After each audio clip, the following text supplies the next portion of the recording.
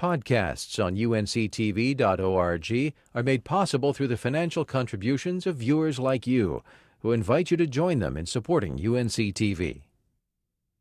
George Vanderbilt built the Biltmore estate in Asheville and owned vast holdings of land in western North Carolina, but he needed people to manage it. Out of this need for forest management came the Biltmore Forest School. Today, it's considered the birthplace of forestry conservation in America, and its history is captured in the Cradle of Forestry historic site.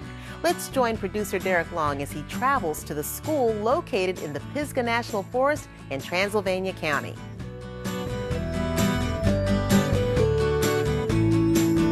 Here in the Pisgah National Forest is where the development of forest conservation in America began. It's the first place in the eastern United States people really started looking around and caring about the resource. And during the late 18th century, we had a lot of emphasis on the commodity of trees, and people started looking around going, I don't like what I see. So the Cradle of Forestry's importance is the fact it was the very first place that in the United States that a forester was ever brought in. His name was Gifford Pinchot. He was brought over here by Vanderbilt and under the direction of Frederick Law Olmsted, who came in and said, you've got this great land possibilities, and what can we do with it to make it more than a commodity and more of a renewable resource? So with that, the first management plan was ever written down that started talking about how are we going to take care of a piece of property, a big land exchange. And then after that, Dr. Carl Schenck came in and actually started the first school where forestry was taught. And so the roots of conservation were actually started at that school here on this very property.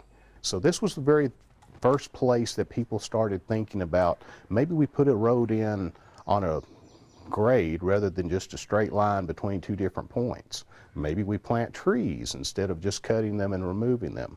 We start worried about soil and water erosion and water quality, and all of these features that are part of what we enjoy today were first saw as being problems at that point in time. So it's very important to understand this is where conservation truly set its roots in. And the effectiveness of the school and the effectiveness of those visionaries of Pinchot, Olmsted, Schenck, and is true today in the fact that we do manage based on water quality, ecology, ecosystems, and we take a view of the forest as a whole rather than just as something that's a commodity-based thing. The Forest Discovery Center is where visitors can learn about the history and development of forestry practices from displays and hands-on exhibits. Step inside a firefighting helicopter and ride along as they battle a forest fire. Outside the Discovery Center, there are handicapped accessible trails.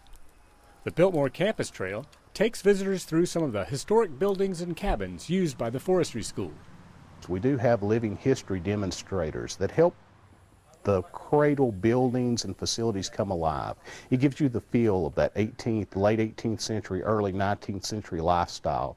We'll have people there in the dress of the day, they'll be doing the activities of the day, and it pulls in our visitors to be able to see life as it was back at that point in time. Then on the other side, we have another trail called the Forest Festival Trail. And it looks more at resource management from the perspective of what the land looked like. Visitors can see a steam-powered sawmill, a vintage road grader, and even climb aboard the train and ring the bell.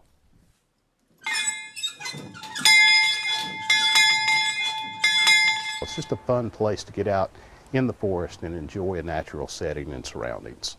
What the Cradle of Forestry is really all about is it's one part education in terms of learning about what the pioneers in conservation did to help us enjoy great forest around us.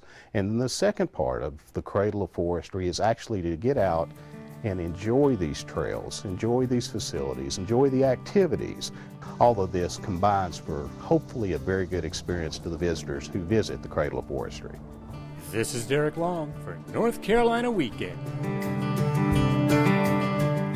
The Cradle of Forestry is located 14 miles northeast of Brevard in Transylvania County on Highway 276, and they're open daily April through November. For more information, go online to cradleofforestry.org or call 828-877-3130. Podcasts on UNC-TV.org are made possible through the financial contributions of viewers like you, who invite you to join them in supporting UNC-TV.